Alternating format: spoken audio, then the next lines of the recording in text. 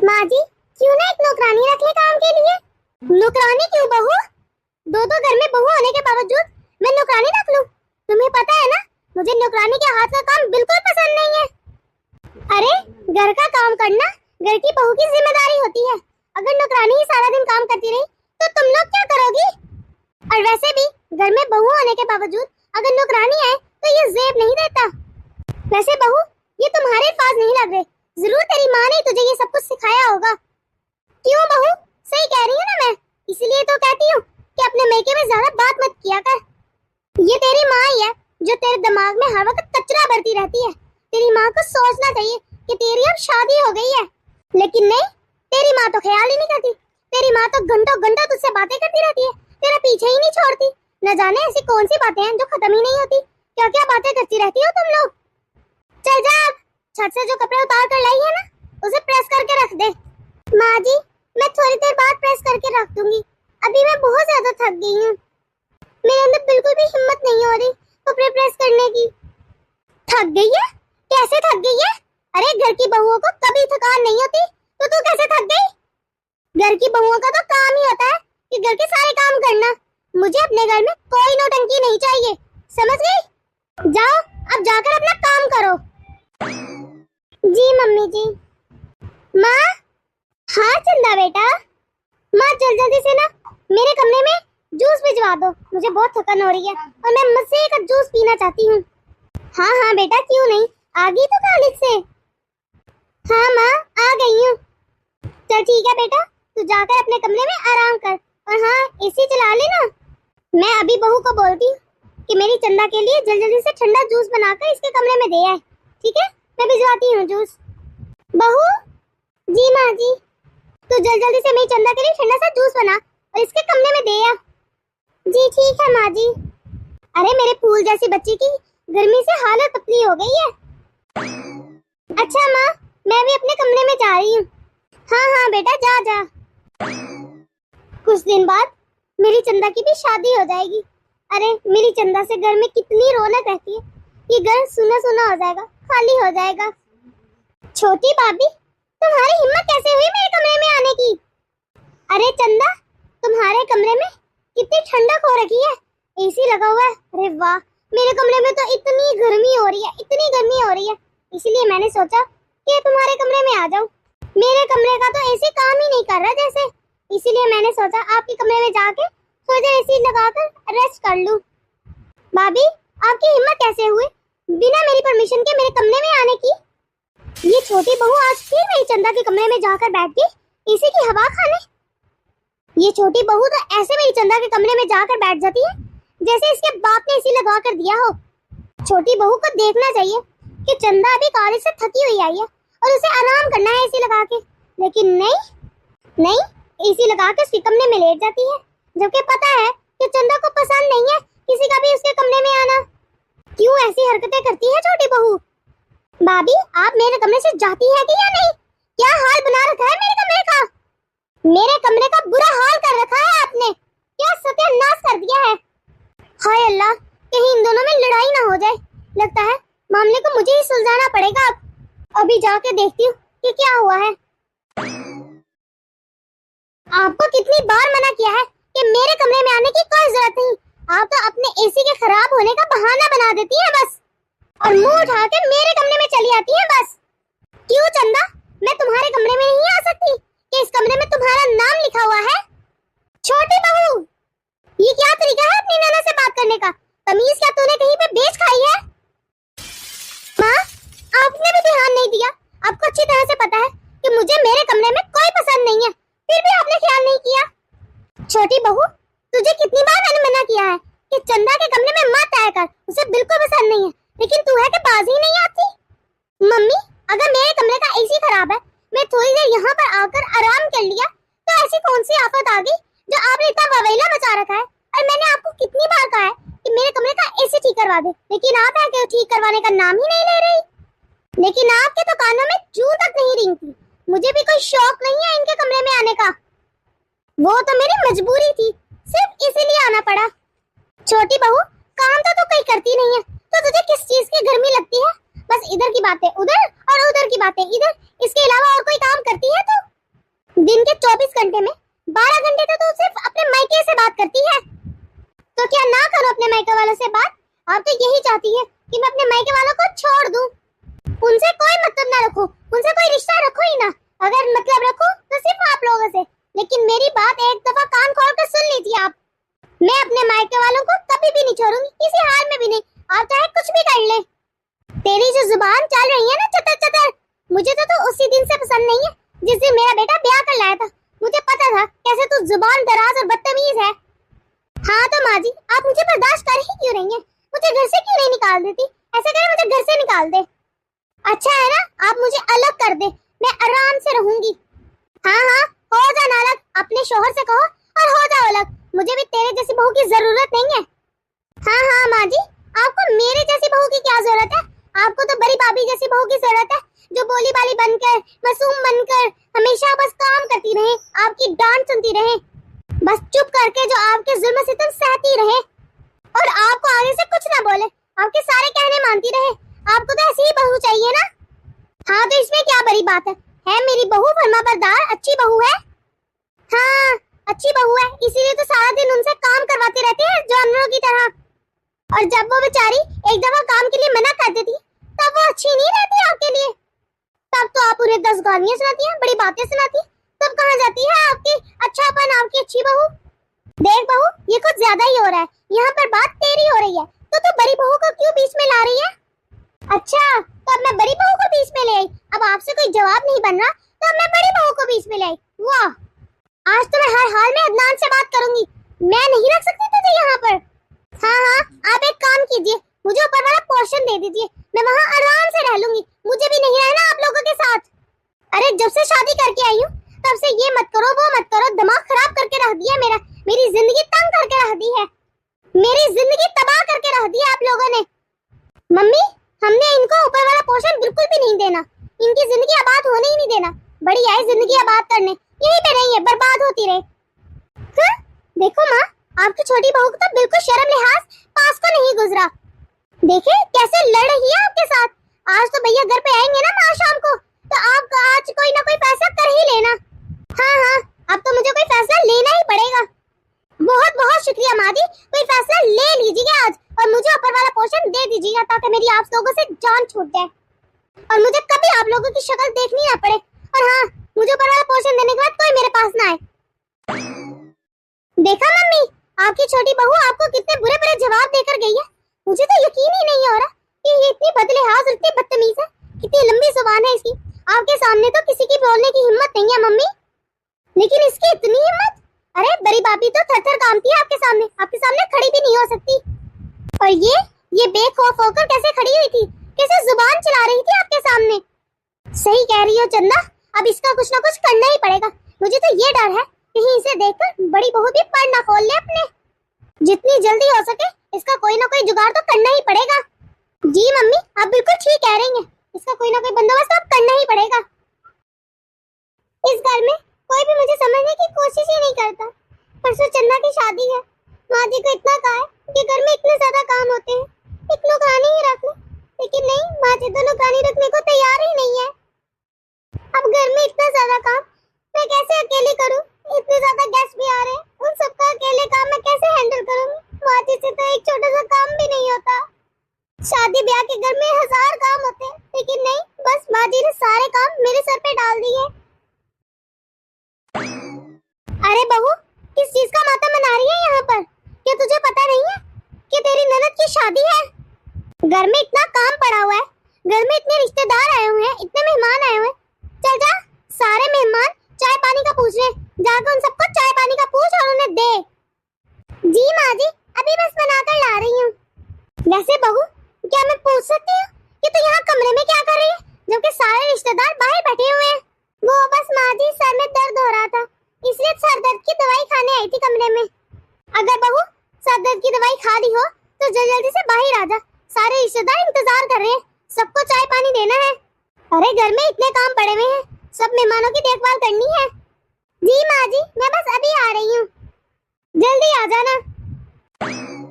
माँ जी बिना मुझे 1 मिनट के लिए भी चैन नहीं लेने देती। माँ जी का भी सारा बस सिर्फ मुझ पे ही चलता है। देवरानी ठीक है, जैसे माँ जी को आगे से 10 सुना देती है। फिर माँ जी भी उसको कुछ बोल ही नहीं पाती। माँ, मैं घर आ रही हूँ। हाँ हाँ बेटा, तेरा अपना घर है, जब तेरा दिल करे तब आ। वैसे तेरे ससुराल में सब कुछ ठीक है ना? मम्मी, मेरी ननद आई थी अभी और मुझे ऑर्डर देकर चलेगी कि भाभी खाना बना देना जल्दी जल्दी से। हाँ तो एक बार उसे बनाकर दे देती खाना।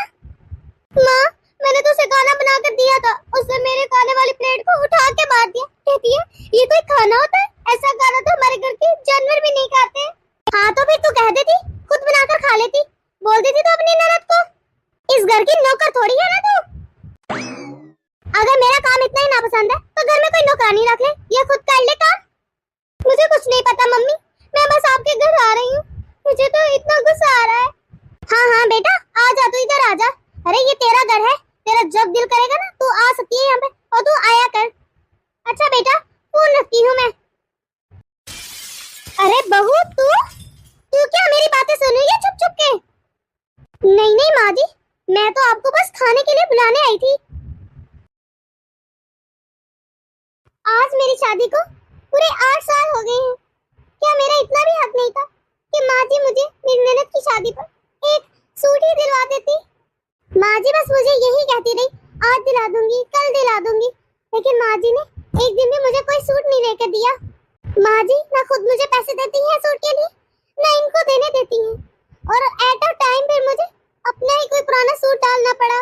इस दफा भी मैंने पुराना ही सूट पहना था अपना। हर दफा मेरे साथ ऐसा ही होता है।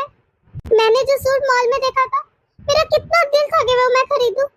मैंने तो कोई कभी डिमांड भी नहीं की, अगर कभी सालों बाद एक कर दूं तब भी कोई मुझे ऐसे लारे लगा लगा के इनकार कर देता है।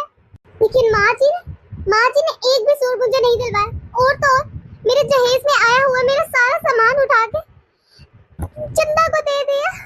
मुझसे पूछना तो दूर की बात, उन्होंने मुझे खबर तक नहीं होने दी। इसका तो साफ मतलब यही हुआ कि माँ जी को मुझसे सिर्फ काम के लिए लगाव है। जब उन्हें काम याद आता है तब मैं याद आती हूँ, उसके अलावा तो उन्हें मुझसे कोई मोहब्बत नहीं है, कोई लगाव नहीं है। अगर मैं कोई चीज, कोई ख्वाहिशात पूरी करने के लिए उनसे कुछ पैसे मांगूं तो वो फौरन मना कर देती है। ना मुझे कुछ खरीदने देती है, ना मुझे कुछ अच्छा पहनने देती है। क्या मतलब हुआ कि मेरा कोई हक नहीं है? और तो और माँ जी तो कई बार मुझे सबके सामने डांट भी देती है। मुझे इतना बुरा लगता है, मेरी इतनी इंसल्ट करती है, लेकिन उन्हें कोई फिक्र नहीं। कम से कम माँ जी ये तो सोचे कि मैं उनकी बहू हूँ, कोई नौकरानी नहीं। ये ले, तू यहाँ बैठी है, मैं तुझे कब से सारे घर में आवाजें दे रही हूँ। जी माँ जी, क्या काम था आपको? बहू, तू एक काम कर, अभी जाके चंदा का कमरा तैयार कर, साफ करवा दे अच्छी तरह से। मेरी बेटी आ रही है आज, चंदा अपने ससुराल से यहाँ पर आ रही है रहने के लिए। लेकिन मम्मी जी, चंदा तो अभी 2 दिन पहले ही अपने ससुराल गई थी, अब फिर से वो क्यों आ रही है? वो क्यों आ रही है, कब आ रही है, ये सब जानना तेरा जरूरी नहीं है बहू। तुझे जितना काम बोला गया बस उतना किया कर, खुद से ना कहा कर। आजकल मैं देख रही हूँ बहुत दिमाग चलने लगा है तेरा। चल जा, चंदा का कमरा जल्दी से तैयार कर दे। जी माँ जी, मैं अभी कर देती हूँ माँ जी। भाभी, आपको पता है चंदा ऐसे ही नहीं आ रही अपने ससुराल से, वो अपने ससुराल से लड़ाई करके आ रही है। हाँ, ये तो क्या कह रही है छोटी? जी भाभी, मैं बिल्कुल सही कह रही हूँ। लेकिन तुझे कैसे पता ये सारी बातें? मुझे तो इसलिए पता है भाभी, क्योंकि मैं खुद अपने कानों से माँ जी को ना 1-1, 2-2 घंटे चंदा से बातें करते सुनती हूँ। मैं देखती हूँ माँ जी इतना वर्गलाती है, चंदा को इतना वर्गलाती है। मैंने पहले उन्हें बात करते सुना, माँ जी पता नहीं किस पे इतना नाराज हो रही थी, और वो उन्हें मशवरा दे रही थी कि अपना सामान पैक करो और इधर आ जाओ। इसीलिए तो चंदा आज यहाँ आ रही है। अरे यही वजह होगी, और कोई वजह नहीं हो सकती। मैं एक बात बताऊं भाभी, अगर कल को चंदा का घर खराब होगा ना तो इसमें सबसे बड़ा हाथ माँ जी का होगा। वो उनका तो घर खराब करने में तुली हुई है। बस आप कुछ ना पूछिए भाभी। लेकिन छोटी, ऐसा कैसे हो सकता है? वो माँ है चंदा की, वो अपनी बेटी का घर क्यों खराब कर रही है? क्या वाकई वो 1-1, 2-2 घंटा बात करती है अपनी बेटी से? हाँ भाभी, वही तो मैं कह रही हूँ, मैं झूठ थोड़ी ना बोलूंगी आपसे। मैं बता रही हूँ भाभी, ये जो माँ जी है ना, हमसे डबल गेम खेलती है, ये बहुत चालें चलती हैं। माँ जी के तो सारे असूल सिर्फ बहुओं पे लागू होते हैं। उन्हें सिर्फ बहुओं से लेना देना है, उनके काम से लेना देना है। वरना बेटी पे तो कोई असूल लागू नहीं होता और ना ही वो बेटी को कोई भी असूल सिखाती है। हाँ छोटी, तू तो बिल्कुल ठीक कह रही है। ऐसे ही करती है माँ जी। देखो अब मेरे साथ वो क्या करती है। तू तो फिर भी अपने दिल की भड़ास निकाल ही लेती है माँ जी के साथ। तू तो उनको जवाब दे देती है, लेकिन मैं तो वो भी नहीं कर पाती। लेकिन भाभी अब हम क्या करें, ये बार बार नन साहिबा आके हमारे सर पे मुसल्लत हो जाती है। अब हम तो कुछ नहीं कर सकते। अब आती है तो देखते हैं, पूछते हैं कि चंदा यहाँ पे क्यों आई है, शायद कुछ पता चल जाए। वैसे भाभी आपने देखा, चंदा की शादी को भी 1 साल ही हुआ है, लेकिन वो ज्यादातर मायके में ही रहती है। अब कुछ नहीं कहती माँ जी उसको। हमारी दफा तो बड़ी बातें सुनाती थी। और सिर्फ इतना ही नहीं, चंदा जब आती है ना तो एक डेढ़ महीने से पहले जाती ही नहीं वापस। उसका तो दिल ही नहीं करता अपने ससुराल जाने को। हाँ कह तो बिल्कुल ठीक रही है, लेकिन हमारे पास कोई चारा ही नहीं। ये सब बर्दाश्त करने के अलावा हम बस देख ही सकते हैं। हाँ भाभी, जब हमारा शोहर ही हमारा साथ नहीं देता तो हम किसी से क्या ही बात करें। अब तो ये सब कुछ बर्दाश्त करना ही पड़ेगा। हाँ चलो जल्दी से चलते हैं, इतना काम पड़ा हुआ है। अगर सच में चंदा आने वाली है फिर तो बहुत ही काम करना पड़ेगा। वैसे भाभी ये तो गलत बात है ना, चंदा की खातिरदारी में माँ जी हमसे इतने पकवान बनवाती हैं, हम थक जाते हैं पकवान बना कर। माँ जी का बस सिर्फ हम बहुओं पे ही चलता है छोटी। मैं तो यही सोचती हूँ भाभी कि क्या हमारा कोई हक नहीं है इस घर पे। भाभी भाभी भाभी, अरे छोटी क्या हुआ, तो इतनी घबराई हुई क्यों है? भाभी वो अरे क्या वो कर रही है, कुछ बता क्या हुआ है, जल्दी बता, मेरा दिल बैठा जा रहा है। भाभी अभी तो चंदा की शादी की थी, वो जीजा जी का वो भाई जा रहे थे, उनका कार एक्सीडेंट हो गया है। भाभी अब वो नहीं रहे, जीजा जी हमें छोड़ के चले गए, अब वो नहीं रहे भाभी। क्या तो होश में तो है छोटी, ये क्या कह रही है तू? मैं बिल्कुल ठीक कह रही हूँ भाभी, मैं बिल्कुल सच बोल रही हूँ। हमारी चंदा इसे जल्दी बेवा होगी भाभी। भाभी जैसे मैंने ये खबर सुनी, मेरे तो पैर तले जमीन ही निकल गई भाभी। मैं तो खुद शौक में आ गई भाभी। अब तो जो होना था वो हो गया, जैसे अल्लाह की मर्जी। मैं तो ये सोच रही हूँ चंदा की भी उम्र क्या, वो तो छोटी सी है। हाय अल्लाह, उसे इतना बड़ा दुख देखना पड़ेगा। बाकी लड़ाइयाँ जो भी है वो अपनी जगह, लेकिन चंदा के बारे में इतना बुरा मुझे दुख हो रहा है, ऐसा सोच के मुझे दुख हो रहा है। सही कह रही हो छोटी, अब चंदा अपनी पूरी जिंदगी कैसे बिताएगी, वो कैसे जिएगी? भाभी आपको पता है जीजा जी कितने अच्छे थे, है ना? आपको याद है ना वो कितने अच्छे थे, कैसे हंस मुस्कुरा के सबसे बातें करते थे, हमसे कितना मजाक किया करते थे वो भाभी। मुझे बहुत दुख हो रहा है भाभी। सब्र रखो छोटी, अब चंदा को हमें ही संभालना है। अगर हम ही हौसला खो देंगे तो चंदा को कैसे संभालेंगे? तुम्हें पता है छोटी, जीजा जी वो वाहिद इंसान थे जो मुझसे अच्छे से बात करते थे। यहाँ तक कि मेरी तो ननद ने मुझसे कभी अच्छे से बात नहीं की, लेकिन जीजा जी बहुत अच्छे दिल के इंसान थे। वो मुझसे हमेशा बहुत अच्छे तरीके से बात करते थे, मुझे इज्जत देते थे। भाभी मैं सोचे जब हमारा ये हाल है तो चंदा का क्या हाल हुआ होगा। बस अब तो दुआ ही की जा सकती है, अल्लाह उसे सब्र दे। अब हम सबको सिर्फ दुआ करनी चाहिए, अब सिर्फ दुआ ही काम आएंगी। चंदा के साथ ये क्या हो गया? मैं तो ये सोच रही हूँ कि अब चंदा जीजा जी के बगैर अपने ससुराल में कैसे रहेंगी। मैं तो अपनी बहन को वहाँ बिल्कुल नहीं रहने दूंगा, मैं तो उसे नहीं रहने दूंगा वहाँ नहीं रहने दूंगा? क्या मतलब, मैं कुछ समझी नहीं। मेरी बहन की बस इद्दत पूरी हो जाए, मैं तो उसे वहाँ से ले आऊंगा। मैं उसकी इद्दत मुकम्मल होने का इंतजार कर रहा हूँ। ये आप क्या कह रहे हैं? मेरा मतलब कि चंदा की इद्दत पूरी होते ही आप उसे उसके ससुराल से यहाँ ले आएंगे, और वो भी हमेशा के लिए। अगर चंदा यहाँ आ गई तो उनके बुरे सास ससुर उनके बगैर कैसे वहाँ रहेंगे? वैसे भी जीजा जी तो अपने माँ बाप के इकलौते बेटे थे। अब मैं उसके सास ससुर के बारे में सोचूं या अपनी बहन के बारे में सोचूं? मैंने और बड़े भैया ने ये फैसला कर लिया है कि चंदा अब हमेशा हमेशा के लिए यहाँ हमारे घर रहेगी। अब वो अपने ससुराल कभी नहीं जाएंगी, बल्कि मैंने तो वकील से भी बात कर लिया कि उसका जो उसके ससुराल वाले घर में हिस्सा बनता है ना, वो उसको दिलवा के रहूंगा मैं। आप उसे हिस्सा दिलवाएंगे? किस बात का हिस्सा दिलवाएंगे? क्यों? क्या चंदा का उस घर में कोई हिस्सा नहीं है? अरे वो उस घर की बहू है, उसका आधा हिस्सा तो बनता ही है। ये आप कैसी बातें कर रहे हैं? अभी जीजा जी को मरे 4 दिन नहीं हुए और आप उसके हिस्से की बात कर रहे हैं। ये तो चंदा के सास ससुर के साथ सरासर ज्यादती है ना। और वैसे भी चंदा को यहाँ किस चीज की कमी है? हर चीज तो यहाँ मौजूद है जो वो अपने घर से वहाँ से हिस्सा लेकर आएंगी। उसके सास ससुर के पास छोटा सा ही तो घर है, इतना बड़ा घर तो है नहीं। उसमें से भी आप आधा हिस्सा चंदा को दिलवा देंगे तो वो कहाँ जाएंगे? उनके सास ससुर सारी जिंदगी अपना गुजारा कहाँ करेंगे, कैसे करेंगे? वो तो बूढ़े हो गए हैं, अब तो वो कमा भी नहीं सकते। उनका तो इकलौता कमाने वाला भी चला गया। उनकी पूरी जिंदगी की जमा पूंजी तो वो घर ही है और आप उन्हें उसमें से भी चंदा को हिस्सा दिलवाने की बात कर रहे हैं।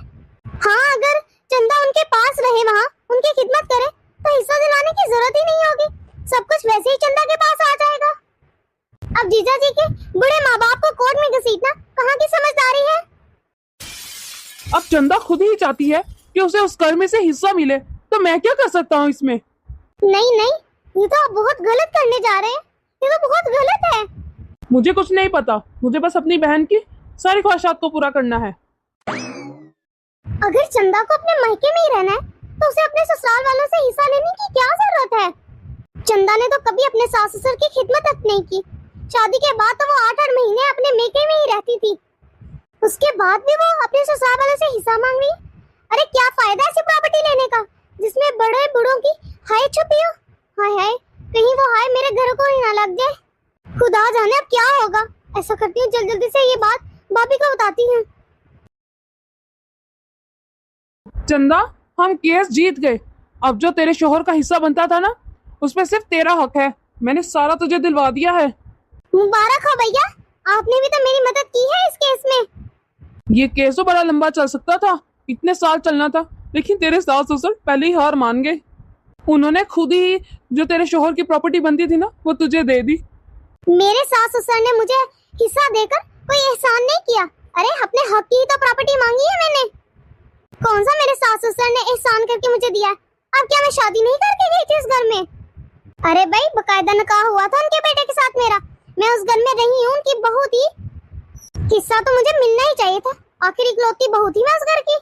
अब तो 40 लाख रुपए की मालकिन बन गई है। अगर मेरी ननद हिस्सा ना लेती तो 40 नहीं ज्यादा पैसे मिलने थे मुझे। लेकिन मेरी ननद को पता नहीं क्या पड़ी थी हिस्सा लेने की। छोड़ नहीं सकती थी अपना हिस्सा। अपने सारा काम खराब कर दिया। मुझे ज्यादा हिस्सा मिल जाना था। चंदा, तू इन बातों को छोड़, तू खुश हो जा। तुझे तो 40 लाख रुपए मिल गए ना। तू जैसा चाहती थी वैसा हो गया ना। हाँ चंदा, तेरा भाई बिल्कुल ठीक कह रहा है। चल जा बहू, तू हम सब के लिए खाना लगा दे। जी ठीक है माँ जी, अभी लगा देती हूँ। चलो बेटा, अब सब कुछ छोड़ो और खाना खा लो आके। जी ठीक है माँ।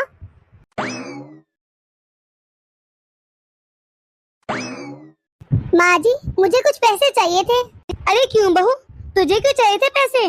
वो माँ जी, मेरी इकलौते भाई की शादी है, आपको तो पता है ना, तो उसके लिए मुझे कुछ पैसे चाहिए थे। अपने भाभी के लिए कुछ कपड़े लेकर जाने हैं मैंने। आखिर में बड़ी ननद हूँ, अच्छा थोड़ा लगता है खाली हाथ जाते हुए। अरे चंदा कितने ज्यादा कपड़े नए पड़े हैं, जब मैं पहनती ही नहीं तो वही कपड़े दे देना उठाकर। क्या जरूरत है नए कपड़े लेने की? अरे तुझे मालूम भी है बहू, कितने महंगे आते हैं कपड़े, ऐसे फजूल खर्ची। वाह माँ जी वाह, तो आपका क्या मतलब है? चंदा के सारे सूट पहने हुए मैं अपनी नई नवेली भाभी को दे दूं? माफ करना माँ जी, लेकिन मैं ऐसा बिल्कुल नहीं करूंगी। अरे अगर तू ऐसा नहीं करेगी तो कैसा करेगी? अरे अगर इतना ही शौक है नए कपड़े लेने का तो खुद ही जाकर ले ले, मैं कोई पैसे नहीं दे रही, वरना ऐसे खाली हाथ चले जा अपनी बहन की शादी पर। अरे जब देखो तुम लोगों की तो फजूल खर्ची खत्म ही नहीं होती है। माँ जी, मैं पूछ सकती हूँ कि मैंने कौन सी फजूल खर्ची की है? अरे माँ जी, मैंने तो आज तक कुछ मांगा ही नहीं आपसे।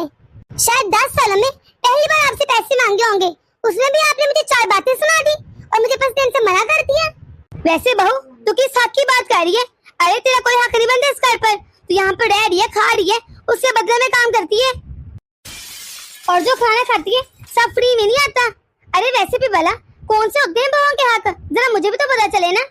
वाह माँ जी वाह, आपकी बेटी तो अपने मरे हुए शोहर का भी हक ले आई और मैं अपने जिंदा शोहर पर भी हक न रखूं। वाह माँ जी वाह, क्या इंसाफ है आपका। अरे आप ये तो नहीं चाहेंगी कि जिस तरह चंदा जाकर कोर्ट में हिस्सा लेकर आई, मैं भी ले लूं? मुझे तो लगता है मुझे भी ऐसे ही करना पड़ेगा, कोर्ट जाना पड़ेगा। अरे माँ जी, आपकी बेटी जो भी करे वो बिल्कुल ठीक, और बहू जो भी करे सब कुछ गलत। अरे माँ जी, आपने तो हद कर दी, मेरी चुप का नाजायज फायदा उठा रही है। अगर मैं बोलती हूँ इसका हरगिज मतलब नहीं कि मेरे मुंह में जुबान नहीं। अरे माँ जी, मैं आपकी इज्जत करके के मर गई, बदले में आपने क्या दिया मुझे? अपनी बेवा बेटी की प्राणी साड़ियाँ, बस माँ जी बहुत हो गया, अब मुझसे और बर्दाश्त नहीं होगा। बहुत पहले मैंने चुप। भाभी बिल्कुल ठीक कह रही है, आज मैं भी भाभी के साथ हूँ। बताइए माँ जी, हम भी इस तरह कोर्ट में जाकर हिस्सा ले लें अपना, जैसे चंदा ने लिया? बोलिए। अरे अरे नहीं नहीं बहू, कैसी बातें कर रही है तू? भला कोर्ट में देने की क्या जरूरत है? तू जैसा कहेगी ना बिल्कुल वैसे ही हो जाएगा। माँ जी, इससे में आपकी भलाई है, बस बहुत रह लिया मैंने चुप। तो दोस्तों, कैसी लगी आपको आज की हमारी ये वीडियो? अगर आपको हमारी ये वीडियो पसंद आई है तो इसे लाइक और शेयर कर दें। अगर आपने हमारा चैनल अभी तक सब्सक्राइब नहीं किया तो जल्दी से कर दें, ताकि हम आपके एक सब्सक्राइब से मोटिवेट होते रहें और ऐसी मजीद मोटिवेशनल वीडियोस आप तक पहुंचाते रहें। तो मिलते हैं अगली वीडियो में, अपनी दुआ में याद रखिएगा। अल्लाह हाफिज।